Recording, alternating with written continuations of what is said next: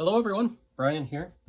So in the last official San Pedro video, I showed you a little bit of how I was building the doors and sanding the roofs down. And it seems to me that in one of the happy hour videos, I talked a little bit about sealing the model.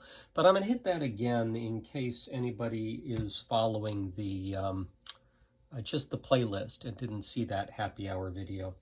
And I want to talk a little bit about what went wrong there. So just a short video to show you where I am. I'm almost done on this model. All I've got to do now is the, applying some grass and some bushes and what have you when I'm finished. I want to do that soon so that we can close this one up.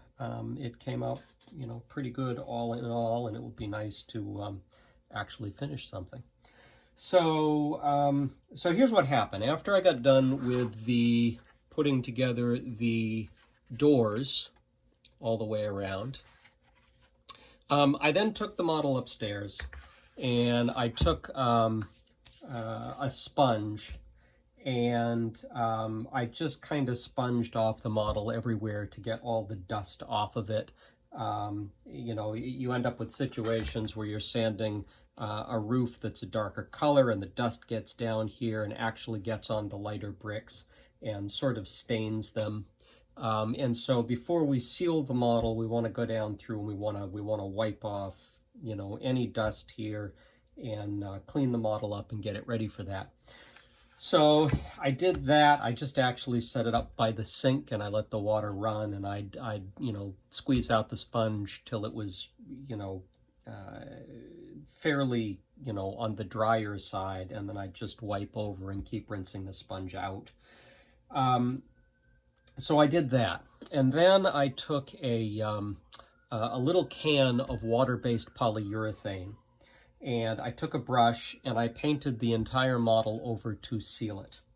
Now I could have taken a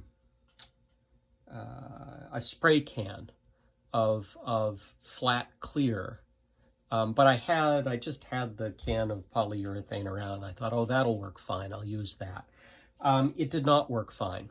So it was fine on the lighter colored brick, and it's funny because you can once you coat it once, you can feel that it's smoother than it was. So that's good. Maybe it'll be less inclined to collect dust and what have you as it sits around, or at least it'll be easier to clean off. The problem was on the reddish brick I had here, which was this color, which you can see is lighter than this. What happened is I painted over this brick, and the effect it had was that it faded this so much that you almost couldn't tell a clear contrast between the roof color and the brick color. Now again, this is another one of those shame on me things. I should have tested with some extra pieces how that polyurethane interacted with the model before I committed myself to painting the entire thing. Why I do that kind of thing, I'll never know. But I painted the whole model over, and when I was done and stepped back, I thought, well, that doesn't look right, but maybe after it dries, it'll look okay. And when it dried, it was no better. So I actually did test it first on the little model here. And when I was done, I looked at it and I thought, well, it's a good scale effect. I've said before, if you were so far away from this building that it looked this size, the roofs probably would look pretty faded. So I went ahead and did it, and I looked at these two models and I hated them. I felt like I had ruined it. So what I did after that is I have a collection of probably 80 little acrylic hobby paints up here. And I started testing one by one what they would look like. Where is my match in color there? It's not quite focusing. There we go. I started doing what I should have done before with the polyurethane, and that's actually testing them on the tiles. So eventually, I was not able to find a paint that matched exactly, but I found one that came close enough. So, you know, you might be able to see that this tile is a little lighter than what actually ended up on the building. So I just took some acrylic paint and I started painting the entire roofs, and I painted the roof here. And I have to admit, when I got done, it's probably not a good scale effect. It's too dark. So if you're going for a really hyper realistic look, like if you were in a model railroading or something, this is probably too dark. But I really love it. I like it better than the original roof color. I think this, this is a relatively simple building, and I think part of what makes it pop a little bit is a roof color that contrasts nicely. So you've got these nice roof, these contrasting roof lines that are solid. You've got really, it's only the windows that are adding interest and the doors. But I was just very happy with the effect. So now what I need to do is I finally need to bite the bullet and do the thing I'm afraid of. The thing I've never done before, which is lay down grass and dirt and what have you here.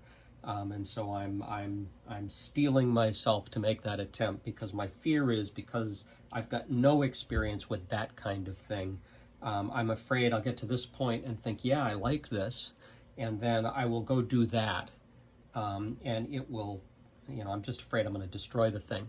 Now, the other option here is if your point is to model the subject and you've got a flat base and you're not really interested in doing that kind of work, there is no reason why I couldn't take cardstock of various colors and just, give the impression of the landscaping, model it. I could, I could have green cardstock cut out all around, and then by the doors a cardstock that is a little lighter to give the impression of a walkway, something more like an architectural model that just kind of models the landscaping without trying to make it real. But what I'm going to do is I'm going to start on this little model. I'm going to try laying down the sand and the grass and a shrub, and if that works out okay, then I'll come over here and I'll brave it on this, and I'll certainly post a video when I'm done. I guess the other thing I want to say here on this model, and encourage anybody who does any of these models, I said way back at the beginning of the series that many windows were missing on this in the kit itself. Certainly these thin slit windows here were missing. We were missing, I believe, if I remember correctly, we were missing this window here and this window here. We were missing the window here, here, here, and here. And this is such a simple building that the only thing that provides visual interest here is the doors and windows. And so I think it is really worthwhile on these models to get out, take a close look at the pictures, and if you're missing windows in the kit, model those in and work around them, because I think particularly these slit windows here, it adds so much more visual interest to the model. This, this front door, this west front, without these windows and without these windows, it looks, it kind of makes it look like the back of the building, because there's nothing there other than this door and this window.